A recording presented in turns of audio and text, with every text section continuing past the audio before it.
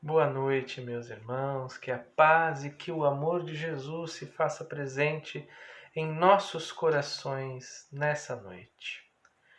Essa noite eu gostaria de começar a nossa reflexão lendo um trecho da carta de Pedro, lá no capítulo 4 da carta de Pedro, onde nós vamos encontrar o seguinte: Sobretudo conservem entre vocês um grande amor, porque o amor cobre uma multidão de pecados. Pratiquem a hospitalidade uns com os outros, sem reclamar. Cada um viva conforme os dons recebidos e coloquem-se a serviço dos outros como bons administradores da graça que Deus concedeu a vocês. Quem fala, seja porta-voz de Deus. Quem se dedica no serviço, faça com as forças que Deus lhes dá, a fim de que em tudo Deus seja glorificado. Queridos irmãos, vamos refletir sobre esse trecho e pensar um pouquinho.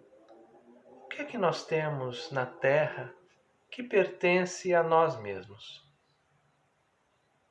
A minha casa pertence a mim?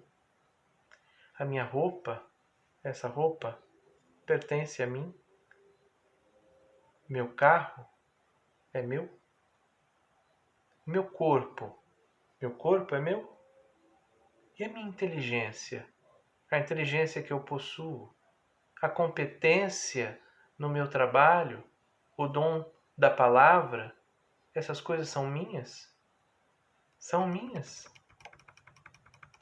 Numa encarnação, eu posso estudar e ser um médico.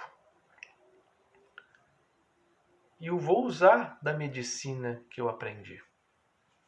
Mas na encarnação seguinte, talvez porque eu desprezava as pessoas, porque tinha um status social muito grande, me vangloriava demais disso, eu acabo nascendo numa família humilde, de tamanha pobreza que eu não consigo ter as oportunidades de estudo. Não estudo. Não consigo alcançar nem o 2º grau, por exemplo. Quanto mais me tornar qualquer coisa, qualquer profissão de estudo, dizendo assim. Agora, o que eu sei de medicina nessa 2ª encarnação? Talvez eu tenha alguma intuição, né? Uma intuição de como usar algumas ervas, uma intuição de como cuidar das pessoas, porque alguma coisa daquilo que eu vivi no passado ficou gravado em mim, mas quem me dá a oportunidade de utilizar esses dons? Tudo aquilo que nós possuímos e somos nessa encarnação, todos os dons que nós recebemos, a facilidade para isso ou para aquilo, a condição, a competência, a capacidade, tudo é dom de Deus, nos dado por uma razão, pela razão de servir a sociedade que nós vivemos. Tudo é dom de Deus, que nós precisamos saber utilizar. E por isso que Pedro nos fala que o mais importante é que nós sejamos fraternos uns com os outros e ajudemos sempre o próximo. Alguns podem achar que o médico é mais importante do que um varredor de rua, ou pode achar que o engenheiro é mais importante do que o servente de pedreiro. Mas o fato é que todos nós, no conjunto, temos uma importância única. E todos nós, no fundo, estamos trabalhando para Deus. dentro dessa importância daquilo que nós somos. Desde que a pandemia começou, nós criamos um hábito na minha casa, né, de fazermos uma oração no horário do almoço. Então, cada dia, somos em 5, né? Cada dia da semana é uma pessoa que faz. E alguns dias para trás, a minha filha fez uma oração interessante. A oração que nós fazemos é sempre uma oração de agradecimento pelo alimento que nós temos, por estarmos reunidos em família. E a minha filha fez uma oração agradecendo também o alimento e agradecendo a todas as pessoas que trabalharam para que esse alimento estivesse na nossa mesa. E foi muito interessante refletir sobre isso. Porque num primeiro momento podemos achar que eu, que sou o chefe de família, fui o responsável por comprar o alimento, minha esposa foi responsável por fazer o alimento, então nós somos responsáveis por ter aquele alimento na mesa. Mas a verdade é que para aquele alimento estar na nossa mão, na nossa mesa, nós precisamos comprá-lo e para que nós fôssemos capazes de comprá-lo, ele precisava estar disponível no mercado. E quantas pessoas trabalharam no mercado para que aquele alimento estivesse disponível na prateleira? E quantas pessoas trabalharam na distribuição dos alimentos para os mercados? E quantas pessoas trabalharam antes disso, quando esse alimento estava sendo processado na indústria? Quantas pessoas trabalharam na produção do arroz, do feijão? Trabalharam cuidando da terra, fazendo o plantio, cuidando do cultivo? Quantas pessoas trabalharam? Tenho certeza que se nós olharmos para essa cadeia, para o meu prato simples de arroz, feijão, salada e bife, quantas pessoas trabalharam? Esse número vai chegar aos milhares. E se nós formos considerar as pessoas que trabalharam produzindo os insumos que foram necessários, né? Então, o adubo que foi necessário para cuidar da terra, as pessoas que trabalharam com os pesticidas necessários para manter a plantação sem as pragas. Né? Há pessoas que trabalharam, por exemplo, o combustível que vai no trator ou que vai no caminhão, que por onde o nosso alimento passou, foi produzido. Quantas pessoas trabalharam para produzir esse combustível? Se essas pessoas que nós imaginamos num primeiro momento em milhares, né, elas passarão a milhões. Tudo para que eu pudesse ter um prato com arroz, feijão, salada e bife. Milhões de pessoas, e todas essas milhões de pessoas tiveram uma importância única para que eu tivesse no meu prato arroz, feijão, salada e bife. É muita coisa. E é uma contribuição que cada um deu. Por isso, é importante reconhecer a importância de cada um. Essa importância também pode ser vista numa outra historinha. Um antropólogo estava estudando uma tribo africana e, ao estudar essa tribo, ele estava junto com algumas crianças. Ele resolve fazer uma brincadeira. Ele coloca um cesto de balas junto de uma árvore, né? E ali você tem várias crianças. Ele tinha várias crianças, então ele virou para as crianças e falando: vamos fazer uma brincadeira. nós vamos apostar uma corrida e quem chegar primeiro leva o cesto com todas as balas. Então as crianças adoraram a brincadeira, né? Se alinharam para fazer a corrida e quando foi dada a largada, as crianças deram as mãos umas às outras e correram todas juntas até o cesto de balas e dividiram as balas. Comeram todas as balas juntas. E o antropólogo estranhou esse comportamento e perguntou: por que vocês agiram dessa maneira? E as crianças responderam a esse antropólogo: Ubuntu. Como é possível que uma de nós ficasse feliz se todas as outras estiverem tristes? Ubuntu. Acho que vocês talvez já tenham ouvido falar nisso. Ubuntu é essa tradição africana que diz que eu sou, porque todos nós somos. A relação entre o indivíduo e o todo, o conjunto. A importância de saber que se uma pessoa está triste, nenhuma outra estará feliz.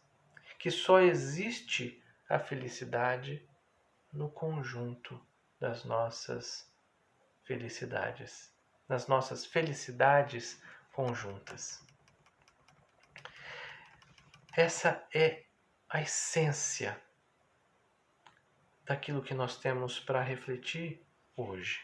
A importância da nossa relação como indivíduos e a importância de cada um no todo da sociedade.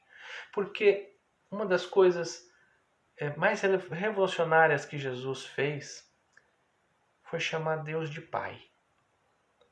Porque Deus, antes de Jesus, Deus era o Criador, era o Senhor. Mas Jesus chama Deus de Pai. E ao trazer a palavra Pai, essa palavra tem um efeito de carinho, de amor. Um efeito de proximidade, aproximando o ser humano da divindade. Porque Deus é Pai, não é padrasto, a gente já diz no nosso dia a dia. Deus é Pai, não é padrasto.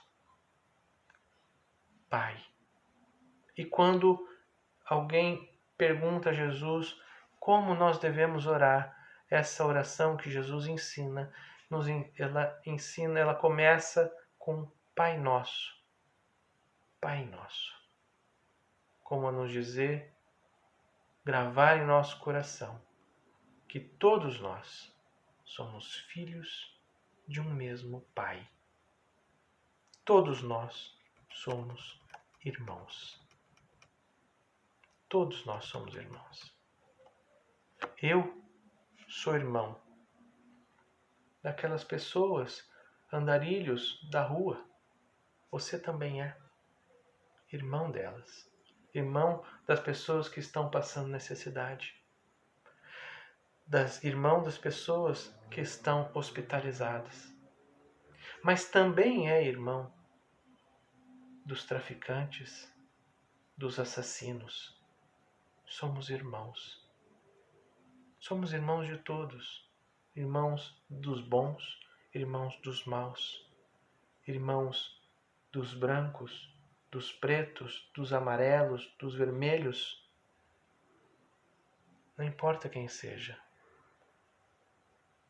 Não importa se eu sou de direita ou se eu sou de esquerda. Nós somos irmãos dos políticos, tanto dos políticos de direita quanto de esquerda, quanto os de centro.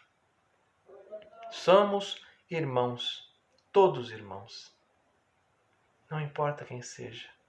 Pode ser que essa pessoa goste de A, eu gosto de B, mas nós somos irmãos. E não existe maneira de que um seja feliz se o outro não for. Muito da intolerância que existe no mundo hoje parte de não compreender este ponto, de que nós todos somos irmãos, de que não é possível A ser feliz e B ser triste. Então, se você para olhar a sociedade, existe muita gente tentando rotular. Rotular. Você é tal coisa. Você é tal coisa. Você precisa dessas coisas porque você é tal coisa e você não precisa. Você precisa dessas outras porque você é tal coisa. Rótulos. Rótulos são feitos para criar diferenças aonde não existem diferenças. Nós, seres humanos, não temos diferenças de uns para os outros. São rótulos que são criados para nos criar, nos colocar nessas diferenças e assim nos separar. Quando nós eliminarmos os rótulos e percebermos que todos somos irmãos, com necessidades e em momentos diferentes, é verdade, mas irmãos, é isso que nós somos. Irmãos. Todos irmãos, independente da cor, independente do sexo, independentemente do gosto. Todos somos irmãos. No Evangelho segundo o Espiritismo, no capítulo 11, nós vamos encontrar uma passagem que Jesus, uma parábola em que Jesus conta que o reino dos céus é semelhante a um senhor que que resolve cobrar as suas dívidas. E ele chama o seu servo que lhe deve. Chama o servo que lhe deve e diz: pague-me o que você deve. E o servo não tem como pagar. Não tem como pagar. Então o Senhor diz que vai prendê-lo, que é melhor vender a ele, vender a esposa dele e o filho dele, para que com essa venda e a venda de tudo o que ele possui, ou seja, ele passaria a ser um escravo e seria vendido, e a venda de tudo que ele possui seria utilizada para ressarcir a dívida do Senhor. Mas o servo cai pelo chão, ora, pedindo àquele Senhor que tenha compaixão, que espere mais um tempo, porque ele vai conseguir lhe restituir. E o Senhor se enche de compaixão. Se enche de compaixão e permite, então, que o servo vá e perdoa a dívida. Mas esse mesmo servo, ao sair dali, encontra um outro companheiro que também lhe devia. E esse companheiro que lhe devia, ele pega pela garganta e fala: pague-me o que deve.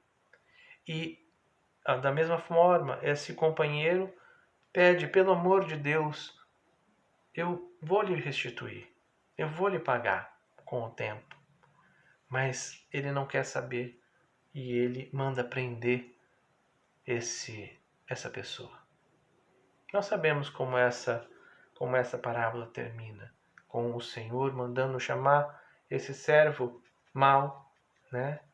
E desfazendo o trato que tinha feito antes, para que ele pagasse, para que ele também fosse preso. Mas o que eu gostaria de chamar a atenção é da nossa própria disposição. Porque quando nós estamos pedindo alguma coisa emprestado a outra pessoa, nós normalmente nos colocamos na posição de que eu tenho esse direito de pedir. Eu mereço essa oportunidade. Mas do outro lado, nós temos também uma pessoa que também tem o direito. Que tem o direito de ser ressarcido. Que tem o direito sobre aquilo que é dele. Então, como resolver essa questão? A única maneira de resolver essa questão é pela fraternidade. O mais forte auxilia o mais fraco. Mas quando nós estamos na posição de quem é mais forte na história, quando outra pessoa é quem nos deve, nós normalmente pensamos, mas é dever dela. É direito meu ter o que eu tenho. E nós não pensamos como Jesus nos ensina que o mais forte deve auxiliar o mais fraco. Por isso é que eu gostaria que cada um refletisse sobre respeitar a posição do outro. Esteja ele acima de você ou esteja ele abaixo de você. Lembre que tanto quem está acima de você quanto quem está abaixo de você é seu irmão. E merece o seu respeito, merece o seu carinho. E se você for o mais forte, aproveita a oportunidade e auxilia. Que o amor de Jesus esteja presente em nossos corações, hoje e sempre.